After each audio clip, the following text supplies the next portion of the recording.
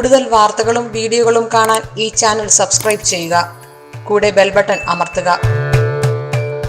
നമസ്കാരം. Asia live ടിവിയുടെ എപ്പിസോഡിലേക്ക് എല്ലാ മനഃപ്രേക്ഷകർക്കും ഹൃദയം നിറഞ്ഞ സ്വാഗതം. ഇന്നത്തെ നമ്മുടെ വിഷയം എന്ന് വെച്ച് കഴിഞ്ഞാൽ ആവാഹിച്ച് ഇരുത്തിയ ശേഷം പിതൃക്കൾക്ക് ചെയ്യേണ്ട കാര്യങ്ങളെക്കുറിച്ചാണ്. എല്ലാവരും പറയും ഞങ്ങൾ പിതൃക്കളെ ആവാഹിച്ച് ഇന്നടത്തിരുത്തി ഇനി അവിടെ ആയിട്ടുണ്ട്. അപ്പം നമ്മൾ കണക്കാക്കേണ്ട അവസ്ഥ എന്ന് വെച്ചാൽ സൃഷ്ടി സ്ഥിതി സംഹാരം. സ്ഥിതിയുടെ അധിപതി മഹാവിഷ്ണു. ഞാൻ നേരത്തെയും പിതൃവിഷയങ്ങളെക്കുറിച്ച് പല എപ്പിസോഡും ചെയ്തിട്ടുണ്ട്. എന്നിരുന്നാലും ആൾക്കാർക്ക് പിന്നെയും ഇതിനെപ്പറ്റി സംശയം ഉണ്ടാവുകയും അതിന് സംശയം തരത്തിലുള്ള കോള് നമുക്ക് വരുന്നുണ്ട്. അതുപോലെ നമുക്ക് ഡിസ്ക്രിപ്ഷൻ ബോക്സിലായാലും ഒക്കെ നമുക്ക് ഇതിനെപ്പറ്റിയുള്ള കാര്യങ്ങൾ കൊടുത്തിട്ടുണ്ടെങ്കിൽ പോലും കമൻറ്റ് ബോക്സിൽ നമുക്ക് ഇതുപോലുള്ള ചോദ്യങ്ങൾ പിന്നെയും വരുന്നുണ്ട്. അതുകൊണ്ടാണ് നമ്മൾ പിന്നെ ആവർത്തിച്ച് ഇതിനെപ്പറ്റിയുള്ള വിഷയങ്ങൾ നമ്മൾ ചെയ്യുന്നത്.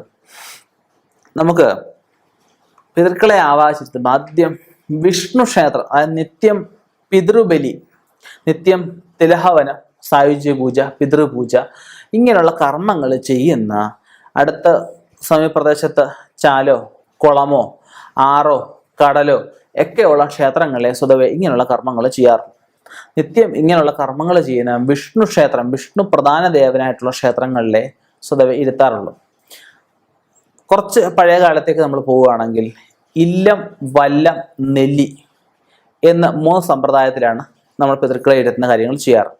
ഇല്ലെന്ന് വെച്ച് കഴിഞ്ഞാൽ നമ്മൾ ഇല്ലത്ത് വെച്ചിട്ട് പറഞ്ഞ പിതൃക്കളെയൊക്കെ ശുദ്ധിക്രിയകളെല്ലാം ചെയ്തിട്ട്, അതായത് ബ്രാഹ്മിൺസ് ഇല്ലങ്ങളിൽ വെച്ച് പോയി ചെയ്യുന്ന വീടുകളിൽ പോയി സമ്പ്രദായം അതിപുരാതന കാലത്ത് കുറവായിരുന്നു. ബ്രാഹ്മിൺസ് ഇല്ലങ്ങളിൽ വെച്ചിട്ട് അല്ലെങ്കിൽ കർമ്മം ചെയ്യുന്ന ഏത് കർമ്മിയാണോ കർമ്മിയുടെ ഇല്ലത്ത് വെച്ചിട്ട് ഇങ്ങനെയുള്ള കർമ്മങ്ങൾ ചെയ്തിട്ട് ഇവയെ പിതൃക്കളെ നമുക്ക് സായുജ്യപ്പെടുത്തി കഴിഞ്ഞു കഴിഞ്ഞാൽ അവർ തിരിച്ച് ദേവലോകത്തേക്ക് ലയിപ്പിച്ചു കഴിഞ്ഞാൽ പിന്നെ ഈ പ്രതിമകൾ ഒന്നുകിൽ ദാനം ചെയ്യുക അല്ലെങ്കിൽ കടലിൽ ഒഴുക്കുന്ന ഒരു സമ്പ്രദായമാണ് ഉണ്ടായിരുന്നത്. അപ്പം ഇല്ലം മനസ്സിലായ. ഇനി വല്ലം എന്ന് വെച്ച് കഴിഞ്ഞാൽ തിരുവല്ലം ക്ഷേത്രം എല്ലാവർക്കും അറിയാം, തിരുവനന്തപുരം ജില്ലയിലാണ്. തിരുവല്ലത്ത് കൊണ്ടുപോയി ഈ പറഞ്ഞ പോലെ സായുജ്യ പൂജയൊക്കെ കഴിഞ്ഞുകൊണ്ട് സമർപ്പിച്ച് 3 വർഷം ഇരുത്തി നക്ഷത്രത്തിൽ അല്ലെങ്കിൽ ഇരുത്തി തിഥിക്ക് പോയി ബലികർമ്മങ്ങൾ ചെയ്യുന്ന സമ്പ്രദായം ഉണ്ടായിരുന്നു. പിന്നെ തിരുനെല്ലി ഈ 3 തിരുനെല്ലി എല്ലാവർക്കും അറിയാം, വയനാട്ടിലാണ്. അവിടെ ഈ പറഞ്ഞ പിതൃക്കളെ സമർപ്പിച്ച് ബലികർമ്മങ്ങൾ ചെയ്യുന്ന സമ്പ്രദായം അതിപുരാതന കാലം തൊട്ട് ഈ 3 സമ്പ്രദായമാണ് ഉണ്ടായിരുന്നത്. അപ്പം കർമ്മങ്ങളിൽ ലോപത്വം വരുമ്പോൾ, അതായത് വേണ്ട വിധം പിതൃകർമ്മങ്ങൾ ശരിയാവാതെ വരുമ്പോഴാണ് നമ്മൾ പിതൃക്കളെ ആവാഹിച്ചിരുത്തേണ്ട അവസ്ഥ വരുന്നത്. ഇവർക്ക് ശരിയായ പിതൃകർമ്മങ്ങൾ ചെയ്യുന്ന ഒരിക്കലും പിതൃക്കളെ നമ്മൾ ആവാഹിച്ചിരുത്തേണ്ട അവസ്ഥയില്ല. സ്വതവേ അവർക്ക് മോക്ഷം കിട്ടി അടുത്ത ജന്മത്തിലേക്ക് അവർ പൊക്കോളും. അപ്പം കർമ്മങ്ങളിൽ ലോപത്വം വരുമ്പോഴാണ് ഇവർക്ക് ആ ഒരു പിതൃ എന്ന അവസ്ഥയിലേക്ക് പോവാതെ പ്രേതാവസ്ഥയിലേക്ക് ഇവർ പോകുന്നത്. അപ്പം അങ്ങനെ നമ്മൾ ഇവരെ ഈ പറഞ്ഞ ക്ഷേത്രങ്ങളിൽ കൊണ്ടുപോയി ഇരുത്തിക്കഴിഞ്ഞ് ഞാൻ ആദ്യം പറഞ്ഞ പോലെ തന്നെ 3 വർഷം പോയി ബലികർമ്മങ്ങൾ ചെയ്യണം. പിന്നെ മുടങ്ങാതെ കർക്കിടകത്തിലെ കർത്താവിന് ബലിയിടണം. ഇപ്പം കോവിഡ് കാലഘട്ടമൊക്കെയാണ്. ഇപ്പം എല്ലാവർക്കും പോയി ബലികർമ്മങ്ങളൊന്നും ചെയ്യാൻ സാധിച്ചു എന്ന് വരില്ല. അപ്പോൾ ഒരു കാര്യം ചെയ്താൽ മതി, നമുക്ക് ആ നക്ഷത്രത്തിനകത്ത് ഇരിക്കുക, അവരെ നമ്മൾ മനസ്സിലുണ്ട്, അവരെ നമ്മൾ ഓർക്കുന്നുണ്ടെന്ന രീതിയിൽ അവിടത്തേക്ക് ക്ഷേത്രം ഏതാണോ ഇരുത്തിയത് അവിടത്തേക്ക് വഴിപാടിനുള്ള പൈസ നമ്മൾ അയച്ചു കൊടുത്ത് ആ വഴിപാട് നടത്തണം. പറ്റുമെങ്കിൽ പോയി ചെയ്യിപ്പിക്കുക. ഇല്ലെങ്കിൽ ധാരാളം യൂട്യൂബ് ചാനലുകളിലൊക്കെ ഇപ്പോൾ നമ്മുടെ ചാനലും ചെയ്തിട്ടുണ്ട്. കർക്കിടക വാവുബലി എങ്ങനെയാണ് ലഘുവായിട്ട് നമുക്ക് ചെയ്യാൻ പറ്റുന്ന രീതി എന്ന് വെച്ച് കഴിഞ്ഞാൽ അപ്പം ആ രീതി നോക്കി വാവുബലി വീട്ടിൽ നമുക്ക് ചെയ്യാവുന്നുള്ളതേ ഉള്ളൂ. നമുക്ക് ബലി ഇടുക എന്ന് വെച്ചാൽ ആഹാരം കൊടുക്കുക എന്നുള്ള അവിടെ ഉദ്ദേശിക്കുന്നത്. അത് പിതൃക്കളെ നമ്മൾ ഇരുത്തി കഴിഞ്ഞാലും അവരെ നമ്മളെ വീട്ടിൽ വെച്ച് വിളക്ക് കത്തിക്കുക, ഫോട്ടോ വെച്ച് മാലയിട്ട് അവരെ ആചരിക്കുക, അവരെ ഓർത്ത് വിലപിക്കുക, ഒരു മരിച്ച നാളിന് വീട്ടിൽ വായന നടത്തുക, മരിച്ച നാളിന് നമുക്ക് സാധുക്കൾക്ക് അന്നദാനം കൊടുക്കാം, അതിലും തെറ്റൊന്നുമില്ല. മരിച്ച നാളിന് പിതൃവും സങ്കല്പിച്ച് കാക്കയ്ക്ക് ആഹാരം കൊടുക്കുക. ഓണത്തിന് കള്ള് വെക്കുന്ന സമ്പ്രദായമുണ്ട്. ത്രിമധുരം കരിക്കൊക്കെ വെട്ടി വെക്കുന്ന സമ്പ്രദായമുണ്ട്. തെക്ക് ഭാഗത്ത് മൊന്തയ്ക്കകത്ത് വെള്ളം എടുത്ത് വെക്കുന്ന സമ്പ്രദായമുണ്ട്. തെക്കോട്ട് തിരിയിട്ട് വിളക്ക് വെക്കുന്ന സമ്പ്രദായമുണ്ട്. ഓണത്തിനാണെങ്കിൽ നമ്മൾ സാറിന് ഓണത്തപ്പനോ മാവേലിക്കോ ഗണപതിക്കോ ഒക്കെ ദേശദേവനോ അല്ലെങ്കിൽ കുടുംബദേവനോ ഒക്കെയാണ് നമ്മൾ വിളക്ക് വെച്ച് സദ്യ വിളമ്പേണ്ടത്. പിതൃക്കൾക്ക് വേണ്ടി സദ്യ വിളമ്പും.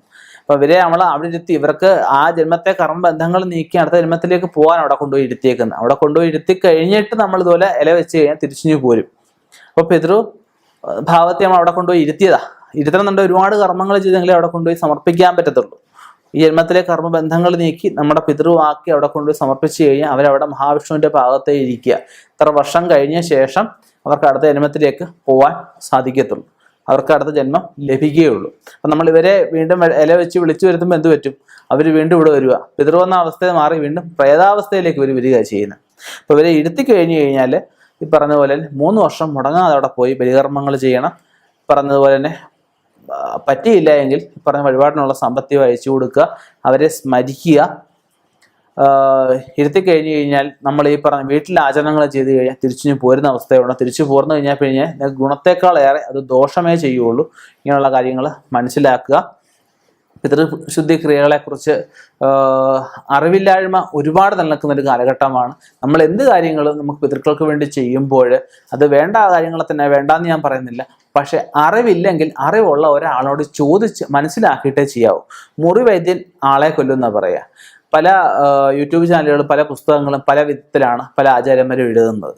അത് അവരുടെ അറിവിൻ്റെ ആയിരിക്കാം, ഉരുമുഖത്ത് പഠിക്കുന്നതായിരിക്കും. എന്തായാലും നമുക്ക് വിശ്വാസമുള്ള ഒരു നല്ല ആചാര്യനെ കണ്ട് അദ്ദേഹം പറയുന്ന പ്രകാരമുള്ള കാര്യങ്ങൾ ചെയ്യുക. തീർച്ചയായിട്ടും അതും പ്രകാരമുള്ള ഫലങ്ങളായിരിക്കും നിങ്ങൾക്ക് വരുന്നത്. ഇനിയും ഇതുപോലെയുള്ള വ്യത്യസ്തമായ വിഷയങ്ങളുമായി കണ്ടുമുട്ടാം. നിർത്തുന്നു. നന്ദി, നമസ്കാരം.